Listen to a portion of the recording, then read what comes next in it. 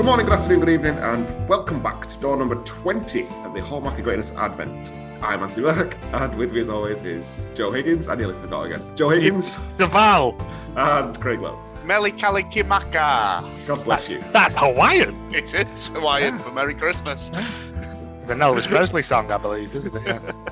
Go on, do some more Hawaiian. No. Hoi! Aloha. Hula hoop! Day number 20. Oh, we're coming to the end, aren't we? Day number 20. 4 floors away, mate. This feels like... It's so close. You know when people that have done those like extreme marathons, like through the desert and shit? That's It is what this actually feels like. 140 on a row. Running round and round the island where Nelson Mandela lived. Yeah, was imprisoned. Well, he did live there. Technically, yeah, but not voluntarily, though, was it? Don't really refer to it as your home when you're in prison.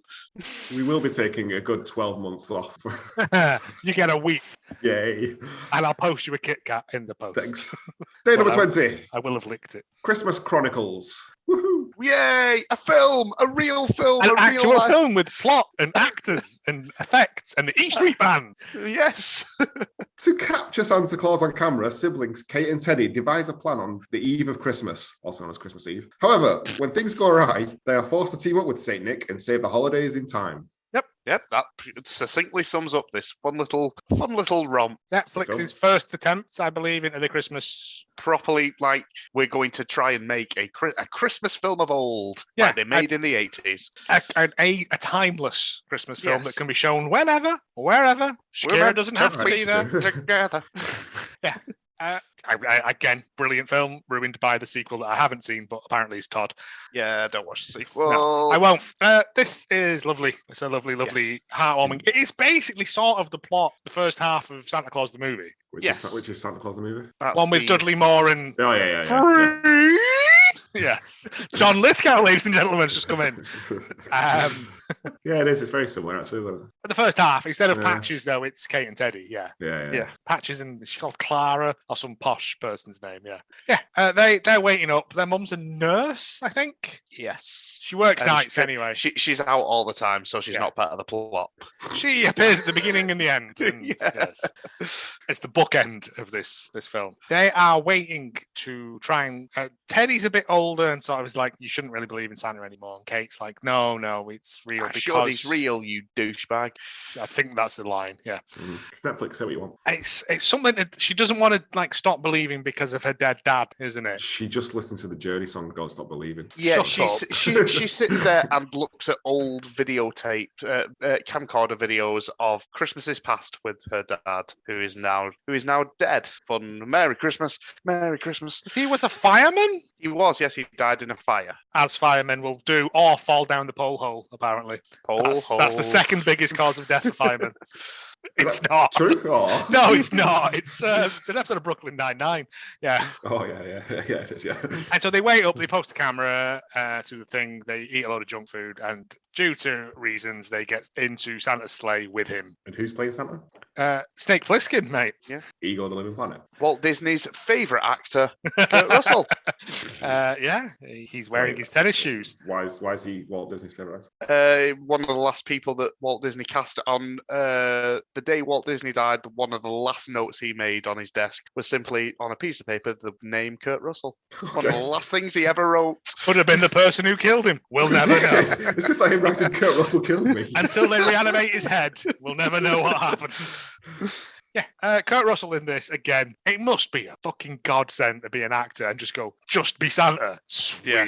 In a good costume, though, not like a piss-soaked one like we've had in all these other films. I think he got lucky because he's coming straight off Hateful Eight, so he had the big bushy beard already. Yeah, possibly. And it's like, Christmas film? Yeah, well, might as well make most of this.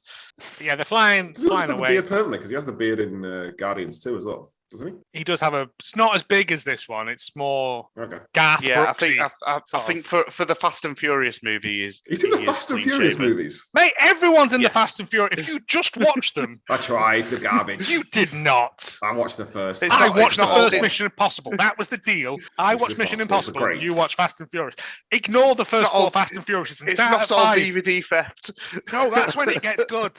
I.e. silly. Like, there's a lot less ladies' bottoms from 5 onwards. Back to this film, whether that's a good or bad thing in your eyes, I don't know. To this film.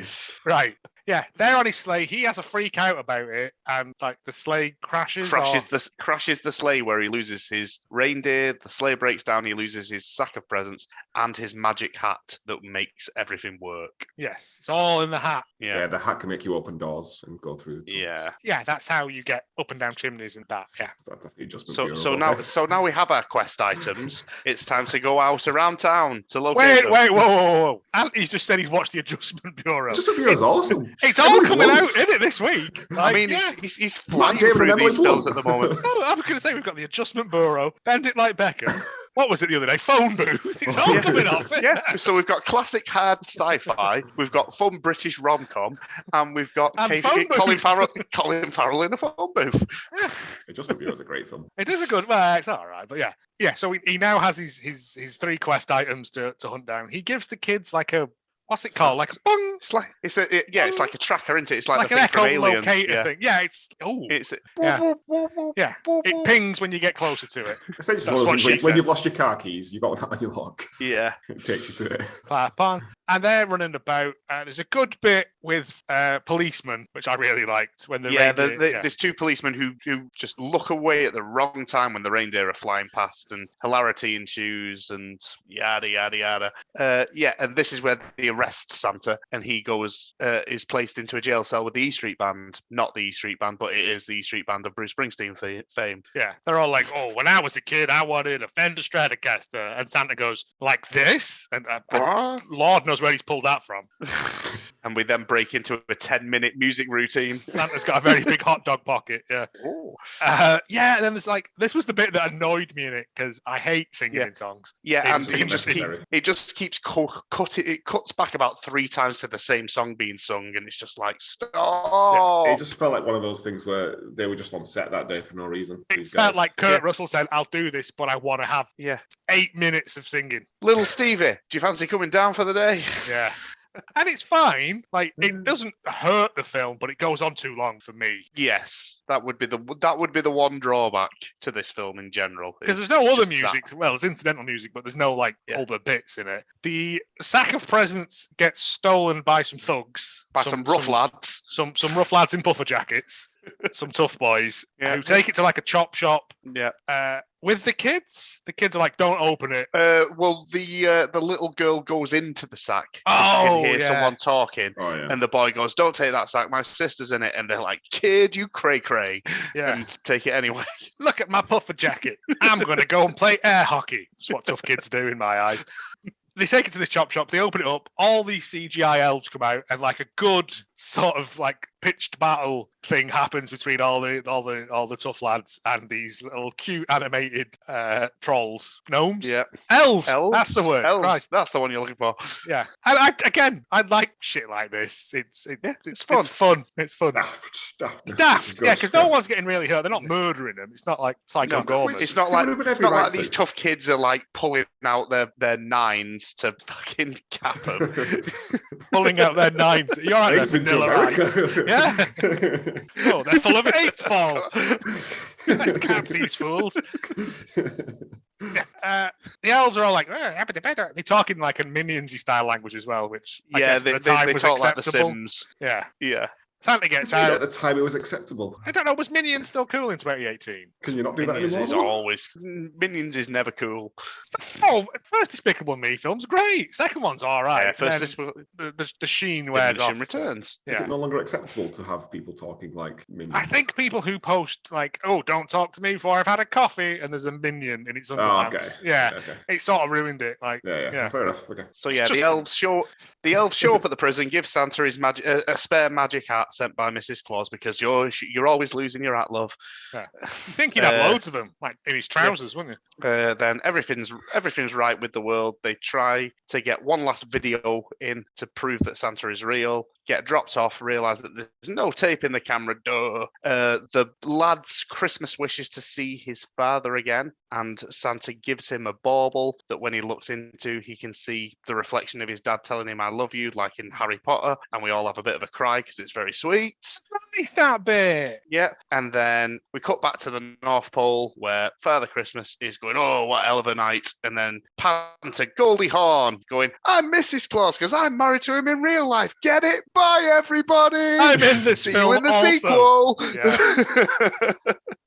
Yeah, Credits. It's a good film. There's a lot to love with this. It's a fun romp for the family. It's the best Christmas film, like mainstream Christmas film, in about the last 10 years. Since After Christmas, I would say it's the last. Yeah, After Christmas is terrible. How dare you, sir?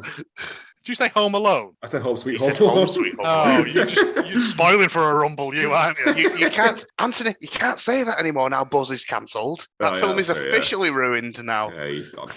He was just beating up himself in a wig. We've established this. Buzz, your girlfriend. Right, Spousal abuse is never funny, people. No, don't do it. Hallmark of greatness say, don't beat up your significant other. Yeah. Christmas Chronicles. Yes, it was good. Yeah, scores. Out of 10. No, because I think I've pitched because it's been really peaks and troughsy. Right, Joe. Right, go on. The night before Christmas, you gave 8.5. Does that help you at all? 8.7. Ah, interesting. This was better. It was. Had some money thrown at it. The effects were better. It was funny. It was sad. Yeah. Craig? 9. We'll go for 8.5. Bum, bum, bum. My God, I forgot what that sounds like. I know, yeah. It's a nice sound, isn't it? It's like Pavlov's dog. It becomes our all-time favourite film. I mean, to be fair, this could essentially be a proper film. This is getting into this show on a technicality. We do if this take wasn't liberties with Netflix, this would have been. It never got a cinema release. No. It was a straight to Netflix, but had Netflix not been the ones to put the money behind this, somebody else would have, and it would have been a cinema film. And this is a real life. Them's the rules. It is a straight to streaming film. Rotation? Yeah, mate. Yes, every much year. So. Every year. And it needs to be set at Christmas, which is always a bonus. It's got Father Christmas in it, mate. That's why I said it needs to be set at Christmas. No, I'm so sorry. I was agreeing with you. Yeah. It's been a long day, pal. And lovely stuff. I've got a feeling tomorrow is going to be like the boy whose trousers fell down at Christmas. Probably. Yeah. We've peaked. We've still got 4 days to go. Oh, Christ. No, I think Christmas Eve is a good one. I think we agreed we had to put a good one on Christmas Eve. Despite what the wheel says, we picked a good one for Christmas Eve. I'm sure we did. We've picked something. We picked something. Whether right, I can't remember without spoiling it at the moment. We'll say, yeah. Well, you will find out on the 24th. In between then and now, who knows? Indeed. The man who punched Christmas to death. In conclusion, that was day number 20. That was Christmas Chronicles, a film which we all actually enjoyed. Yay! A monster not to. It's almost worth all the pain we've gone through. Almost. And as this is possibly the best film we will ever do, just going to reiterate, it probably might be a bit too late to donate to the Wood Street Mission at the moment because it's 4 days before Christmas. So I think most of their work is done for the year now. But doesn't mean you say you still can't go to Asda and put a toy in the collection boxes that they have there, or some food, or whatever, innit? Do something nice for someone who doesn't have now. Yeah, go and check on your neighbour, say if they need anything. If you know any old people, go and check that they're not dead. You know, it's minimum effort, but maximum reward. It's the season of goodwill to everyone. Apart from Kenneth Peterson. Just tell them a podcast made you do it. Yeah, tell them. Our podcast, at least promote the podcast. Tell them Anthony said, tell them Hallmark of Greatness sent you, and they should like and subscribe, but don't leave reviews, especially on Good Pods. Click below. I don't know if everyone does that, so. No, nobody does now. It's just Paul. Give to charity. Yeah, that doesn't even have to give. Just a minimum effort, nice. mate. Innit? Yeah, do something nice every day in the run of Christmas. Watch Christmas Chronicles. Feel good. Do something nice. Yeah. Don't, Craig. Don't. Do make your neighbours smile. That's creepy. Yeah. Push your widgie through the letterbox when they run past. You can't do it to mine because the flaps open differently. Off my letterbox. It's time to join us tomorrow for what will inevitably be a down film. We're going to need 2 weeks off to recover from the failure of this. Buenos noches. I've already done that. Bye.